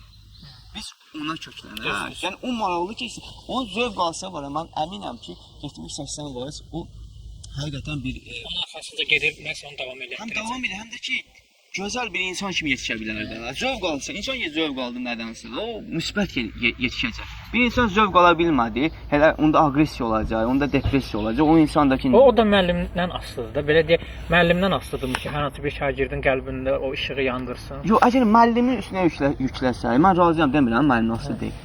Bir var sistemin üstünə nə isə yükləyir. Bir də var müəllimin. Müəllim fərdlərdir də. Müəllim bunu eləyə də bilər, eləyə də bilmir. Eləməyə də bilər, ya eləməyəcək. Biz bu sistemin üstünə işləyək, ya sistem bunu eləsin, müəllim də o sistemə görə özünü qursun. Amma bu işıq məsələsi biraz başqadır. Bu biraz daha belə, biraz başqadır. Burada o müəllim müqəddəsdir. Onu Müqəddəsliyi sistematikləşdirmək biraz çətindir. Hə, mən də onu deyirəm. Yox, onu sistematikləşdirmək, tədrisi o qədər keyfiyyətli sistematikləşdirək ki, o qədər sistemli olsun ki, elə o sistemin içində zövq alsın şagird də. Burada belə deyək də, sən bu yanaşmanı necə səndə təəssürat buraxır ki, yəni təhsil sadəcə məktəb, belə deyək, məktəb və yaxud da universitetlər sadəcə işçi yetişdirir. Bu yetişdirsin. Bu normaldır səncə? Nə? Yəni universitetin sadəcə işçi yetişdirməsi. Kapitalizm onu tələb edir, sən məcbursan.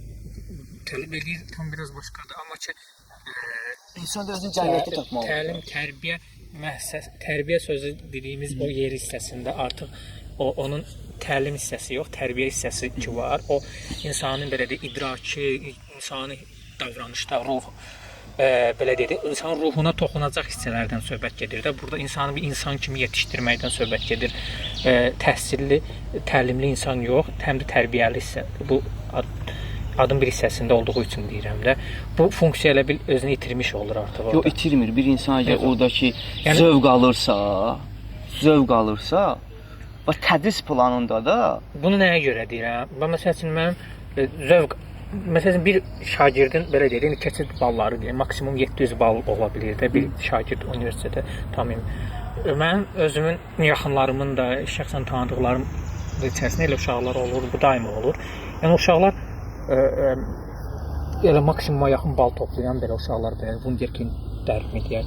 Amma bunların bu belə deyək də insanlar içərisindəki o davranışları belə deyim də yerindədir. Səs belə çəsivən içindədirlər. Amma sadəcə bu zombi kimi bu nəticəni eləyə bilirlər. Amma ki insanlar içərisində sadəcə bir salamlaşması belə normal şəkildə deyil. İnsan olaraq yetişməyib, amma ki ona həmin təlim verilib. Repetitiv yanda olub bu, məktəbdə olub, bu da ayrı bir məsələdir. Sadəcə ancaq təlim verilib. Məsələ ondadır da, axı o zövq almayıb, mənim dediyimi eləməyib də, mənim dediyimi sənədir. Bu, məsəl üçün, Amerikada yaşayıb, yəni, məcbur gördüyüm də, o həmin 700 bal toplamış şagird var, ha. Adi onu gətirib burada bir buraxsaq, burada azar, heç tapılmaya da bilər də, yəni ki, bir təbiətə buraxsan. Oxuduğundan zövq almayıb, oxuduğunu zövqlə işləməyib, axı, məsələ ondadır. Amma oxuduğunu... Orada günah... Biz burada yanaşman şey deyil, uşağı günahlandırırıq. Mənim dediyimdə də biraz uşağı günahlandırmaq, amma məqsəd uşağı günahlandırmaq. O işığı onun qəlbində, o işığın qəlbində yaratmalıydı həmin təhsil müəssisəsində, amma hardasa təhsil müəssisəsində yarada bilmir. Yəni amma ki 700 bal toplada bilir ona. 700 ballıq bir belə deyək də şagirdə dönüşdürə bilir onu. Amma ki bir çöldə gedib özü üçün bir obzaq qalaya biləcək və yaxud da ki yolunu azarkən bir təbiətə çıxıb orada o funksiyonu yerinə yetirə bilmir indiki halda. Bəlkə gələcək çünki cəmiyyətin tələbi, əmək bazarının tələbi, valideynin tələbi və görünməyən təhsilin tələbi uşaqdan belə istəyir. Uşaq da istəyir ki özünü ona uyğun eləsin və uşaq o qədər başlayır yavaş Bu məncə tələbə deyərkən burada belə çox böyük işə ehtiyac yoxdur. Yəni bu xüsusi tələb odur, yəni universitetə girsin. Və o tələb səni həmin qəliblərə bu cür bir insan yetişdirməkdir. Əminəm ki, müəllimlərin əminliklə deyirəm, amma yəni 15 il, 16 ildir müəllim işləyirəm və bir çox məktəblərdə belə dostlar, özüm getdiyim, təcrübədə olduğum məktəbləri belə deyə bilərəm. Əminliklə deyirəm ki, hələ bəlkə rəqəmi də az deyirəm, 70-80% müəllim gün ərzində bu sözləri uşaqlara deyir. Demək başqadır. Yəni belə deyək, deyir və bizə çox belə deyək də bəzi şeylər amma necə deyilməkdən bu söz olaraq deyilmək bir başqadır. Şablon kimi də demirəm. Amma biz müəllimin o həqiqətən o dediyinin özü də daşıyıcısı olursa bir fikrin. Yəni kimsə bir insan hər hansı bir dediyi fikri özü daşıyıcı olanda onun gözlərindən biz onu hiss edirik. Heç onu deməsə də nə qədər 40% heç yəni olmasa onu edir. Bu müəllim bunu həqiqətən də o şövqlə deyirsə və göstərirsə, deməkdən öncə də həm də özü göstərə bilirsə. Müəllim onu göstərə bilmir. Göstərə bilirsə, çünki özü də onun qurbanıdır. Necə göstərəcək? Amma göstərə bilirsə, o zaman o şagird onun nə demək istədiyini anlayır, o biləcək. Göstərmə, yəni öz həyatından praktikaya göstərə bilmir. Çünki özü də onun qurbanı olub və yaxud da ki, indi onun qurbanıdır. O da sözləri belə boş-boşuna deməyə də ehtiyac yoxdur. Axı başqa bir variantı da yoxdur. Müəllim özü də onun qurbanıdır. Və müəllim özü KSG, BSG-nin qurbanı deyil. O nədir? Yəni bu kiçik summativ qiymət, kağız da testlərin. Məktəbdəki kağız. Nə deməkdir? Onun açıqlaması nədə olar dinlə? Yox da kiçik summativ qiymətləndirmə, bir də böyük summativ qiymətləndirmədə. Bu özü onun qurbanı deyil, bu sənədləşmənin qurbanı deyil. Yəni onu onların nə olduğunu bilmirəm. Yox, ümumiyyətlə sənədləşmədir. Yəni bunu istəyirlər bir müəllimlər soruşsa, hamısı deyəcək biz kağızların içində etmişik. Müəllim özü belə onun qurbanıdır. Müəllim onu şifahi dilindən başqa və yaxud da ki, onu daha yaxşı təsvir eləməkdən başqa onu göstərə bilmir axı. Nə ilə göstərəcək? Müəllimin özü elə onun travmasını yaşayır. Yaxşı. Burada müəllimlərdən çox şey istədim, elə hiss elədim ki. Çox şey istədim. Müəllimlərdən çox şey istədim. Amma müəllimlərdən istədiyimiz şeyləri azaldaq, keçək başqa bir məsələlərə. Belə deyək, bu Ucqar mən bildiyim qədər belə uzaq kəndlərdə, məktəblərində hələ də çayımız soyudu. Bəzi müəllim bir dənə çay deyərsən ki, isti çay gətirsiniz. Hələ də şey var. Müəllim çatışmazlığı olur bildiyim qədər. Yoxsa yoxdur? Bir şey deyim, yadımdan çıxan Ülbağır. Nə deyim? Mən həmişə deyirdim, bunu bir qeyd eləmişəm, yazmışam dedim. Finlandiya təhsilini görmək istəyirəm. Buradan qışqır çağır, bir dənə çay istəyirəm. Mən narahatlanma, söhbətləri çağıran, gedirəm. Finlandiya təhsilini görmək istəyən Avazəpinə gəlsin. Niyə elə deyirsən? Niyə elə deyirəm? Çünki həm kontingent az idi, həm mühit fərqli idi. Bilirsən, orada o Amerikada gördüklərim, orada tətbiq metodlar çoxluğu var deyə. Yəni orada sən metodlar çoxluğunu istədiyin qədər tətbiq edə bilirdin, effektivliyini demək istəyirəm də. Yəni nəyi demək istəyirəm? Sayı az olduğuna görə. Həm ona görə, həm kənar yer olduğu üçün, mühit azlığa görə. Azlığa və şəraitə görə və ora baskı təsir olmadığına görə. Mən orada məsəl üçün rahat deyim. Şəhər məktəbində bu rahatlıqla eləyə bilməzdin. Yox, baskıya görə deyirəm. Yəni rahat. İnsanlar da açıqdılar buna. İnsanlar da açıqdır. Yəni azdır, az insanla danışmaq daha rahatdır və təbiətin insanı ilə danışmaq daha başqa şeydir. Bunlar hamısı fərqlidir, azlıq məsələsi var. Sən onlara yalan danışa bilmirsən ki, onsuz da. Sənin dilindən bilirlər. Sən oxuyurlar. Yaxındılar, heç buna ehtiyac da yoxdur. Ehtiyac yoxdur gündəlik. Mən demirəm, yəni orada biz belə qeyri-adi şagird yetişdirirdik, yox. Azərbaycan danışanda elə görəm gözlərini işıldayır həmişə. Şagirdin və müəllimin gündəlik zövq almasını təmin edə bilirdik. Halbuki bizim təhsilə lazım olan şey. Biz orada gözləyirdik ki, haçan səhərçılar biz yenə dərsdən sonra gəlirdik evə. Yeməyi falan yeyirdik. Təzədən yenə qayıdırıq məktəbə. Məktəbdə müəllimlərlə kəndin cəmiyyətini bəzən yazırdıq, uşaqlar yığırdı, voleybol oynayırdı. Yəni bir özümüz üçün məktəbin həyətində. Özümüz üçün hər gülə, yəni bir insanın zövq alması üçün onu təmin edə. Məktəb mənim müqəddəs gözəl bir. İndi şəraiti qoyuram bir kənara. Məsələn ki, indi mənim müəllim orada işləyən müəllim həm uşaqlarım da yəni dillənə bilib deyə bilər də, mən sərbəst orada o qədər əziyyətləri çəkmişik. Söz yox, mən razıyam. Yəni orada amma geriyə indi sən indi bunu dəyərləndirmə aparırsan. İndi həmin hansılar qalıb sənin yadında? Yaxşı olan xatirələr yox. Çətin. Mən onu demək istəyirəm ki, oradakı şagird o həyatı zövqü yaşaya bilir. Mən onu demək istəyirəm. Mən də indi peşə Baxmayaraq ki, məktəbə çətinliklə gəlir. 2 dənə çay keçir gəlir orada, amma ki qaça-qaça gəlir. Mən şagirdlərim məsəl üçün şagird az idi. Meyvə vaxtı məsəl üçün bir məktəbdə yaxşı alma ağacları var. Mən şagirdləri götürüb məsəl üçün 15 gün şagirdi. Gedib alma ağacını alma dərib yeyirdi özümüz üçün. Şəkillər çəkirdi. Məsəl üçün ya başqa bir şeydir. Mən şagirdləri yığıb dərsdən sonra rahat orada məsəl üçün nəsə bir aktivite eləyə bilirdik, əlavə şeylər var. Yenə deyirəm, həm məktəb böyüdükcə biraz çətinləşir artıq o. Məktəb böyüdükcə şəhərə yaxınlıq, baskının olması, təsirin olması, tələbin, lazım olmayan tələbin kiçik belə community içərisində sən rahat et, ictimai içərisində rahat et. Müəllim yanı tələbinin artması tələbdə, o bu problemini artır. Yəni şagird üçün önəmli olur, mən gedim müəllim yanına bunu eləyim falan. Bəzən başa da sala bilmirik, deyir ki, o dolaşıq məsələdir. Deyir ki, bu dərsi mən keyfiyyətli müəllimdən deyirəm. Nə sən deyə bilərsən də, müəllim dərs keçmir də, ən pis halda bunu deyək də. Mən ən dəyərli müəllimdən danışıram da. Bu dəyərli müəllim, yəni dərsinə fikir verən, o sənin dediyin vicdanlı müəllim. Deyirəm ki, bu dərsi sənə burada deyir də. Sən bunun yanında niyə öyrənmirsən ki, sən müəllim yanına getsən? Uşaq özü də bunun cavabını bilmir. Niyə eləyir bunu? Bilmir. Bu məsələ də var da. Bu çoxluq təşkil edir ha. Bu çoxluq təşkil edir. Bunun da belə bir sanki uşaqların özü də təhsilin yeri dəyişilib də elə bil, repetitorun yanında da elə bil. Burada sadəcə bir növ gəlmək üçün gəlir. Amma əslində o təhsili bura rahat qaytarmaq olar da. Müəyyən sadə bir şeylər, insanların çoxu demək də bəzi başa düşülmək o şeylər ki, başa düşülən şeylər ki, lazımdır. Onları başa düşülməsi qəbul olunsa, bunu bir rahat qaytara bilərik də. Və biz də ancaq köçdə, onsuz da bir dənə rahat bir şey deyim. Onsuz da şagird, indi universitetlərin o bal məsələsi o qədər düşüb. Elə ixtisaslar 150 baldan da götürür də. Bu 150 balı sən məktəbdə, sən 3 ilə də oxusan, o 150 bal, onsuz da mən bilirəm ki, o şagirdlər üçün önəmli olan universitetə girməkdir. İxtisas məsələsi də yoxdur çoxunda. Bu 150 balı sən əminliklə deyirəm, sən məktəbdə 3 ilə oxusan belə, diqqətli dərsə versən, onu həqiqi 3 deyək də, biz Sovet dövrünüz. Sən 150 balı toplayıb universitetə girəcəksən. Bu məsələ var da. Biz biraz məktəblərə inamsızlıq da var. Bunun da günahı biraz bilsin necədir. Bunu da yenə də ADA-ya vurum. ADA-nın bu proqramın önəmli bir devizi vardı. Nə idi onların devizi? Çox önəmli ki, müəllim nüfuzunun qaytarılması. Devizlərdən biri. Bu önəmlidir məncə. Önəmlidir. Burada məktəbə inamsızlıq yaranıb. Biz boş bir yerə yaranıb. Məktəblərə inamsızlıq, yəni lazımsız bir yerə. O çox önəmlidir. Məsələn, mən onda görürdüm ki, siz halbuki çaldırırsan, bu müsahibə müzakirə edirsən. Valideynlərdə elə bir inamsızlıq var. Yəni özü də kökü bilmir də haradan yaranıb.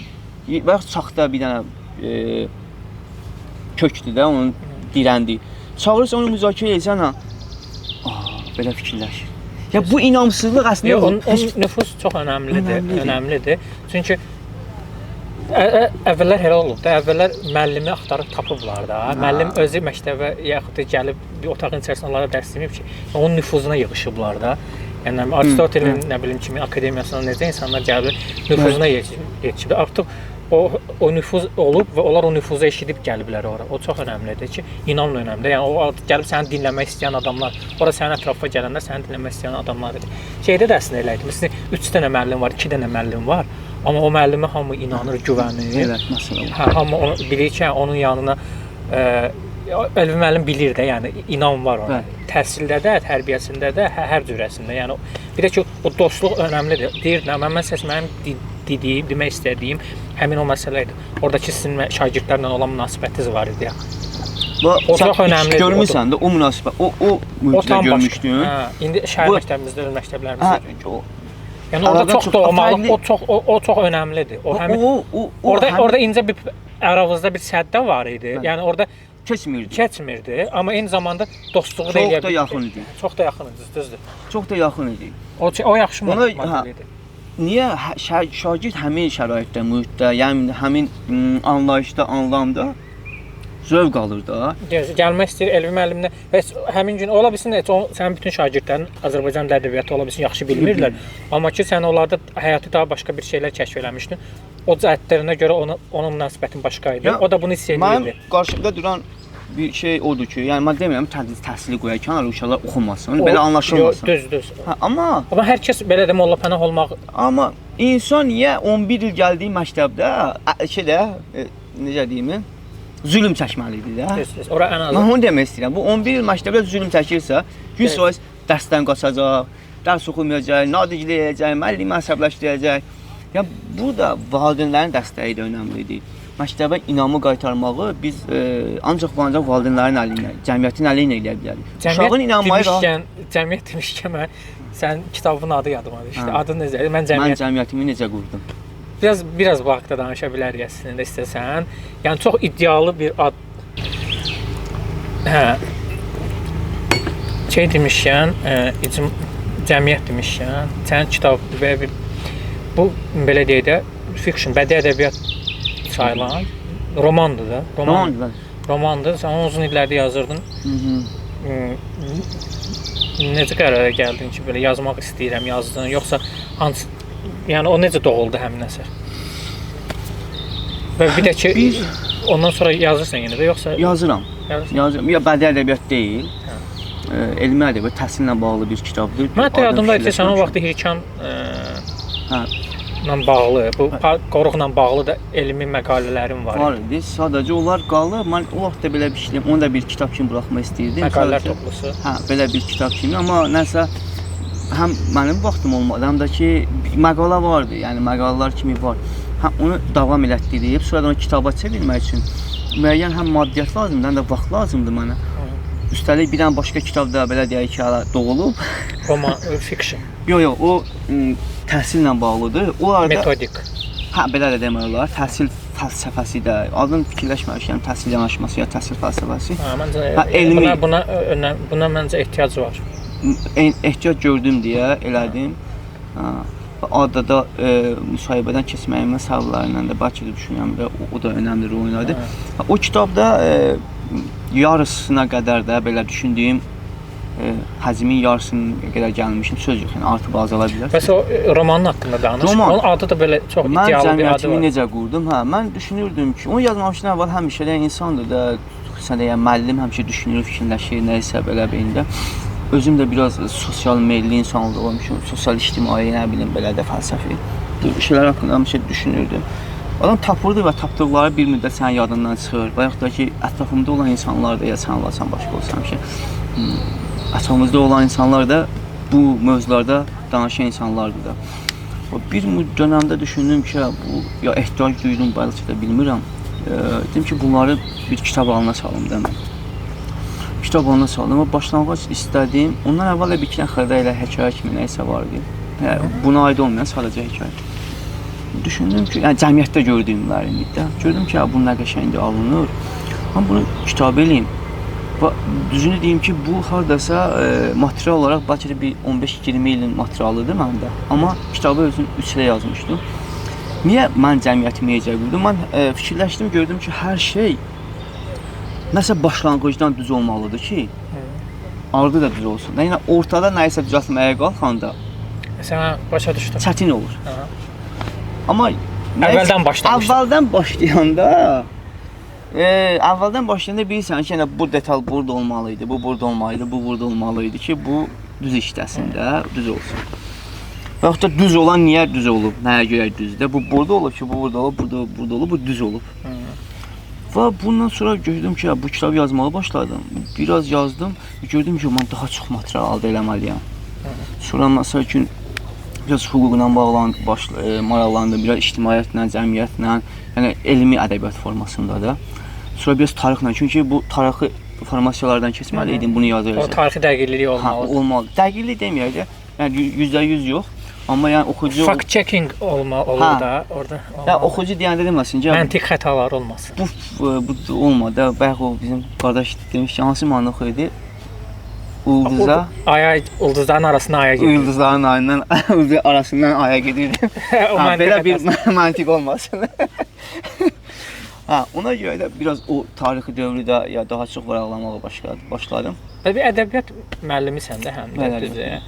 Belə sən belə ədəbi zövqü formalaşdıran yazarlar haqqında da danışacağam. Mənim də səsim çox maraqlıdır. Kimlər olur? Bizim yazarlar da ola bilər, xaricilər də ola bilər ki, hansı ki bunlar sənin formalaşmağında, yəni belə deyirlər də, bu fikirlə ümumiyyətlə razısan ki, bədii ədəbiyyat insanın formalaşmasında kitablar və xüsusən də bədii ədəbiyyat böyük rol oynayır. Buna oynayır, sözsüz rol oynayır. Yəni hər nə desən belə desə sənin üçün rol oynamış kitabları müəlliflərinmi də deyə bilərsən. Mənim üçün yəni şablon çıxmasın deyə, məsəl üçün Jean-Jacques Rousseau-nun sosial müqavilə əsəri mənim bu kitabımın yazılmasında mənə çox dəstəkləyici olub. Sonra Aristotelin düz Aristotelin kitabını yəni %100 axıra qədər oxumamışam. Sadəcə mənə lazım olan hissələrini götürüb oxumuşam da onu. Həm də təhsillə bağlı məqalələrimdə ondan istifadə etmişəm, sitat kimi də vermişəm. Onun kitabından sonra Nəsrəddin Tusinin Əxlaqi Nasir kitabı məsəl üçün ondan düzdür, yəni kitab yazdığım dövrdə oxumamışam. Əvvəlki dövrdə, yəni tələbəlik dövründə, ya məktəb dövründə oxumuşam. O kitab, yəni bu kitabın yazılmasına. Sonra mənim üçün ən önəmli kitablardan məsəl üçün belə deyək də. İndi çox oxumuşam, o dönəmlər çox oxuyurdum. Bəziləri də şair də vardı ki, yazırdım, onun üçün hansı oxuyurdum. Pandemiya dövründə daha çox oxuyurdum.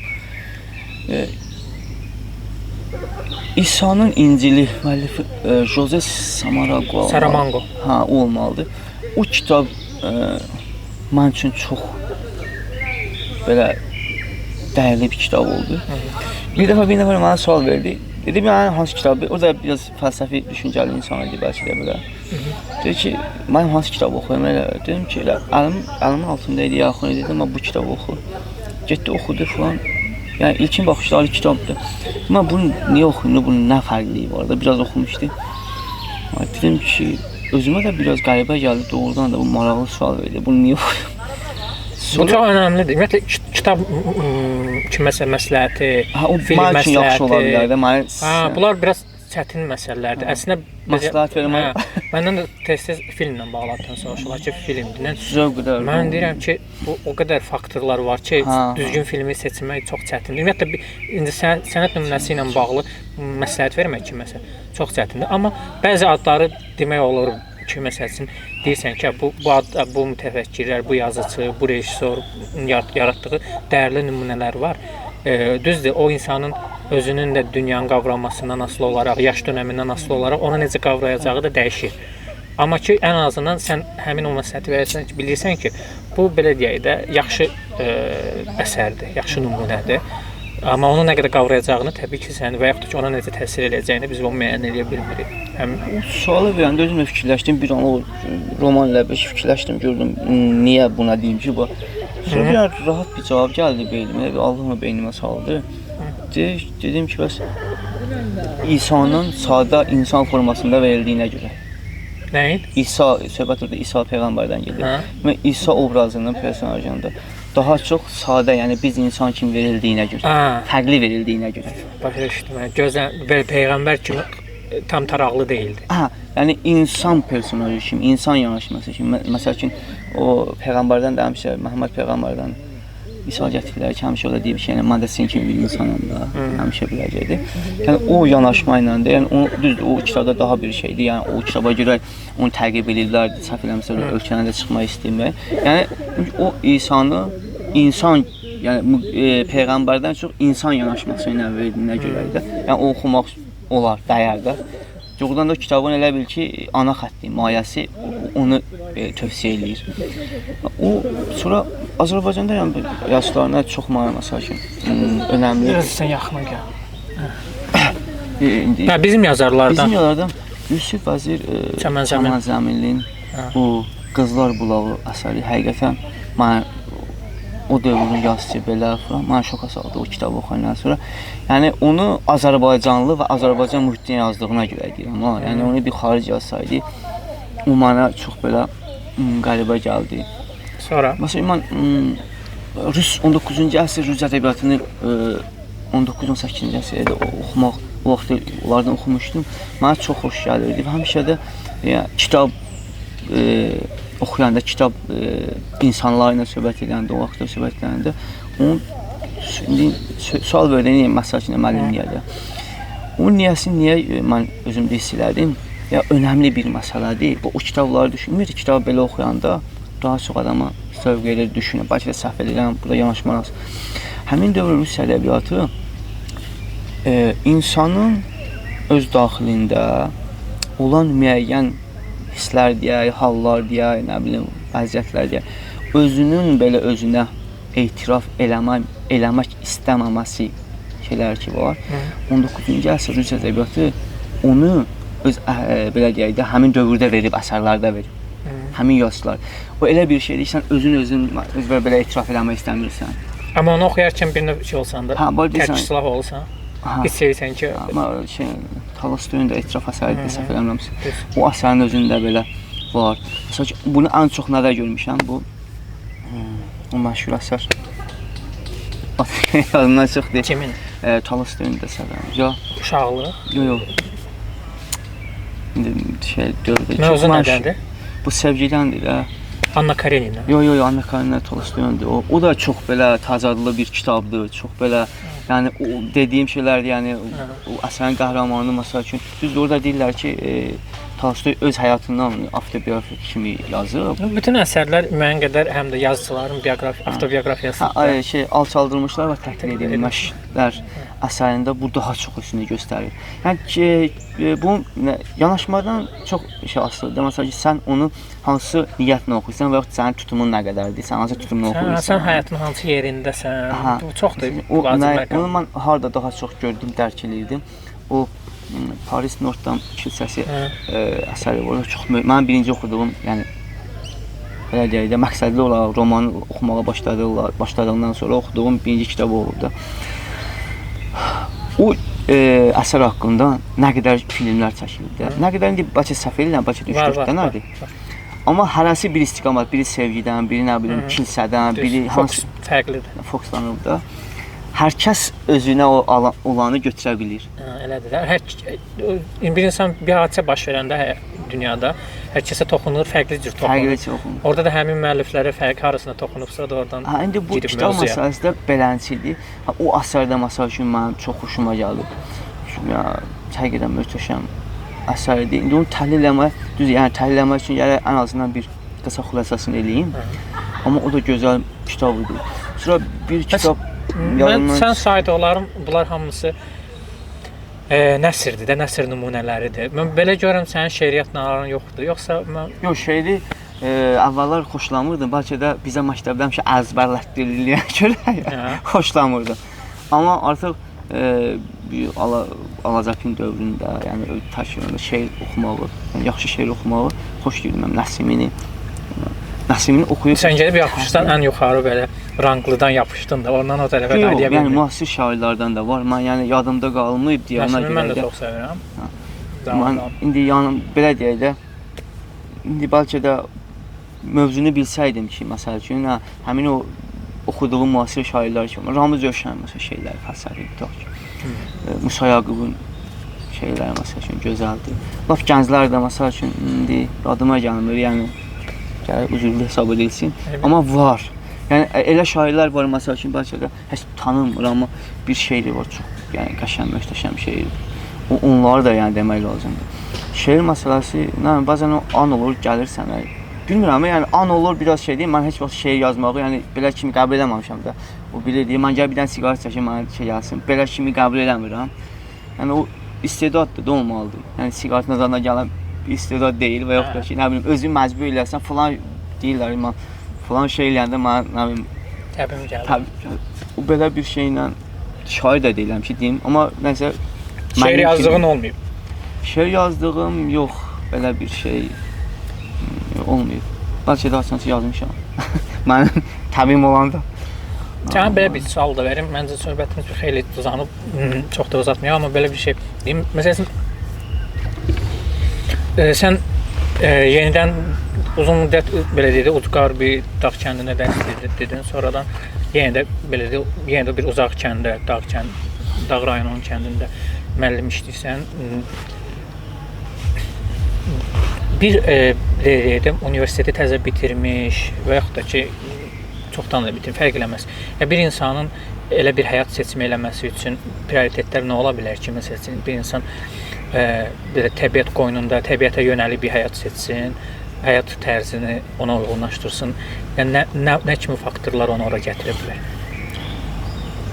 Yenə deyirəm, önəmli məsələ maddiyyat, o hesablanmalıdır. O önəmli faktorlardan biridir. Bir də xarakter danışıqda, sənin xarakterin yaradıcı xarakterliyə sahibsənsə, biraz da ədəbi insan demirəm, mən kitab oxuyan, o maddə demirəm, biraz nə deyim? Şairanə ruhlu, şair ruhlu. Şair ruhlu da biraz ona gəlib çıxır, amma biraz da yəni düşüncəli, düşünməyə dalmağı xoşlayan insan xarakterin varsa, bu gedib yəni ola bilər. Yaradıcılıq önəmlidir. Yəni praktik qabağa qoydun, özünü inkişaf elətdirmək. Yəni özünü inkişaf elətdirmək, məsələn, qarşıya qoya bilərsən, onu eləyə bilərsən. Yəni sırf maddiyyatla, ya maddiyyat olmalıdır, amma sırf maddiyyatla onu düşünsən, götürsən, çətin məsələdir. Yəni onu maddiyyatı düşünüb praktik qabağa qoyub, yəni onu eləyə bilməzsən də. Amma yenə də deyirəm, yaşamaq, gəl yaşayasan da, o yaşayasan, sonra sənin üçün nəsə bir növbəti bir cəlbedici bir şey olsun. Şeylərlə, bir müəllim, direktorsan deyə sən bu son sual kimi bunu qiymətləndirə bilərsən. Belə bu həyatın pillələri ilə hara qədəri ilə razısan, yoxsa hamısı ilə razısan? Belə bir Özüm üçün. Özün üçün, eyni zamanda tövsiyə olaraq da deyə bilərsən ki, hansı ki biz məktəbi bitirmək, universitet, sonra ailə, uşaq, bütün bunlar nə qədər önəmlidir? Bunların hər birinin rolu nə qədər önəmlidir və hara qədərdir? Yox, nə qədəri yoxdur. Nə qədəri yoxdur. Çünki sən nə qədəri düşünsən, həyatdan küsərsən, depressiyaya düşərsən, zövq ala bilməzsən. Bəzilərinə çatmadım deyə depressiyaya düşərsən, yoxsa necə? Yox, sadəcə olaraq məsəl üçün sən o arzular gərək olsun ki, sən insanın yaşadığın arzuları da belə bir ifadə var da. O arzu sənin istəklərdir, arzu istək deməkdir. Yəni daimi olmalıdır. Nə olmalıdır? Əlçatanlıq önəmli məsələ olmalıdır. Yəni sənin potensialına uyğun olan bir şeyi istəyəsən. Onu elədin. Ondan sonra sən görəcəksən, sən potensialın açılırsa, növbəti daha başqasını yüksələn xətt üzrə istə. Yəni bir dəfəlik bunu istəmə də. Bu şablon bir şeylərdir, bu deyirlər amma həqiqətdir də bu. Yəni sən bir pillə istə də. Yəni bir dəfəlik düşünmə, demə ki, mən onu eləmək istəyirəm. Yəni o da ki, çox çətin olsun. Və sənin gedilən yolun səni ruhdan sala bilər. Çünki sən ora çata bilmirsən axı. Sən ona köklənmirsən. Getdiyin yollardakı olan o lazımları özünə toplaya bilmirsən də. O bəzi iqralarda da olur, oyunlar. Həyata cür görürəm. Onu gərək eləyəsən. Amma tövsiyə kimi yəni bir dənə bunu deyə bilərəm də. Bax, müəyyən qədər məsələn səni disiplinə cəlb edən bir şeydir. Sənin lazımsız şeylərdən bəlkə də məsəl üçün kənarlaşdıran bir şeylərdir. Səni məsuliyyətli eləyə bilər. Təhsil səni düşüncəvi artıra bilər. Səni həyatdan zövq almaya daha çox kökləyə bilər. Universitet səni həm zər, həm zor məsələsi var. Məsəl üçün universitetdir, magistrdir, nə bilim doktorantdır, bu səni o zoruvu gücləndirə bilər. İndi biz təhsili zor... Hal-hazırda aspirantura, doktorantura demişkən, sən neynədin? Nəhayət 10 ildən sonra bu illəri fevral ayında müdafiə elədim, canım qutardı, müdafiə elədim. Nədir, elmlər namizədi oldu? Filologiya üzrə fəlsəfə elmlər namizədi beləcə. Təbriklər. Bir də ki, 10 ildən sonra, bir də ki, o bizim talış dərsliyimiz vardı, önəmli bir məsələ idi. Onun üstündə biz çox 5-6 il işlədik və o da artıq tədris oldu. Çox 2-3 ildə artıq bizim talış zonasında, məktəblərdə tədris olunur, böyük bir şeydir həqiqətən. O mənim üçün çox sevincli bir şeydir. Yəni bizim talış zonasında uşaqların öz mədəni, yəni insanın bir tarixli, mentallığı, mədəniyyəti, nə bilim, irsiliyi onun dili ilə daşınır, yüklənir, gələcəyə aparılır da. Bu da ki, həmin o dəstəyin olmasında idi ki, doğrudan da nəhayət ki, çıxdı. Böyük bir şeydir, yəni xalq olaraq üçün önəmli bir məsələdir ki, çıxdı, ya sağ olsun, bu dövlət mənə dəstəyi verir. Yəni bu sırf dövlətin dəstəyinin olası bir şeydir ki, burada nəhayət oldu. Amma çox istərdim ki, buna biraz daha çox önəmlər versin. Bakıda bunu demək lazım deyil, amma demək də lazımdır. Mən çox istərdim həm valideynlər tərəfindən, həm məktəblər tərəfindən bu yəni dəstək çəkilən məktəblərdə buna biraz daha çox dəstək olunsun ki, bu dərslik kimi tədrisi güclənsin, inkişaf eləsin, hər ailəyə girsin də belə deyək. Güzel. Ürəyində nəsə bir şey qaldı başqa deyiləcək. Əslində düşünürəm, nəsə bağlı danışmaq istədim. Demək istədiyim, amma demədiyim sözlər qalıb, amma ilk halda yadıma da sala bilmirəm. Amma bilirəm ki, nələrsə deməliyəm. Olur da hər çəkilişdə, Bakıda olur, hər kəsdə olur. Söylədirsən ki, bu mövzuya yaxınlaşsaydı, bəlkə daha yaxşı olardı. Və yaxud da ki, elə şey olur ki, o sual verəndə açılır da, məsəl üçün, bəlkə də o sual olmayıb, mən də heç düşünməmişəm, ona istiqamətlənə bilməmişəm. Sən növbəti dəfələrdə üstündən biraz vaxt keçərək ki, sən bir dəfədə başqa bir məktəbdə, bilmirəm, bəlkə də təhsil idarəsində artıq işləyəcəksən, bilmirəm. Yox, ambisiya olaraq, yəni ambisiyalar belə şeyim yoxdur o qədər. Vəzifə olaraq yoxdur, amma təhsili müqəddəs hesab elədiyimə görə təhsili cəmiyyətin, dövlətin inkişaf eləməsi üçün ən vacib bir saha gördüyümə görə, xüsusən cəmiyyətin yetişdirilməsində onun rolunu yəni çox güclü gördüyümə görə istəyərdim ki, yəni demirəm, yəni qeyri-adi bir nəyəsə sahibəm, düşüncəyə, nə mütəxəssis, amma eləyə biləcəklərim müəyyən şeylər var da. O cəhətdən, indi bilirəm, eşidənlər deyə bilər ki, eləyirsən məktəbində elə də. Orada da eləyirsən də, yəni. Amma mühit məsələsi də var da, yəni mühit və səlahiyyət məsələsi var, bu məsələ var. Məsəl üçün, nə edim tutaq ki, baxırlar Amerikadan misal gətirdik ki, Amerikada tutaq ki, metodlar sonsuzluğu var da, hansı metoddan istifadə edirsən, rahat edə bilirsən. Amma sadə bir şeydən gedir. Məsələn ki, istədiyim vaxt mən olmayım, ya müəllim kimi olum, müəllim kimi girib sinifə istədiyim bir metod, söhbət içində faydalılıqdan getirir də. İstənilən bir metoddan istifadə eləmək səlahiyyətim də yoxdur. Yəni hələ müəllim olaraq deyirəm də. O cəhətdən deyirəm ki, bu belə olsa daha yaxşı olardı. Belə olsa daha yaxşı olardı. Belə olsaları söhbət təkcə məndən getmir. Digər yəni həmkarlar olsun, axı onlar da eləyə bilmir. O cəhətdən deyirəm. Təhsil canlı bir mexanizmdir mənim gözümdə. Bu inkişaf edir, ona görə də daha çox şey eləmək lazımdır. Həmişə mən sənə uğurlar diləyirəm bu yolda və səni uzun illərdir tanıyıram artıq, nə bilim. 10 il olacaq.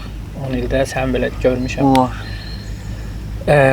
Növbəti dəfələrdə yəqin yenə də ürəyi dolu bir həyat yaşayasan ki, söhbətlər eləyə bilək. İnşallah. Çox sağ ol. Çox sağ ol, təşəkkürlər. İnşallah sizin bu proyekt deyək davamlı olsun və qismət ola gələn dəfə o sualları mənə verəsiniz. Mən qoy onları daha çox geniş hazırlaşım. Belə yaxşı. Və ürəyimdə o hansı ki, məsələn, evə gedib deyəcəyim ki, bunu desəydi, bu daha effektli olardı. Bu daha faydalı olardı, belə deyək, həm qulaq asanlar üçün. Onları danışa bilir. Yox. Onları altdan yazarıq. Qismət bu qədərmiş bu gün. Onu altdan yazarıq. Bu gün bu qədər qismət imiş. Təşəkkürlər. Çox sağ ol. Sağ ol, kameraman qardaşım.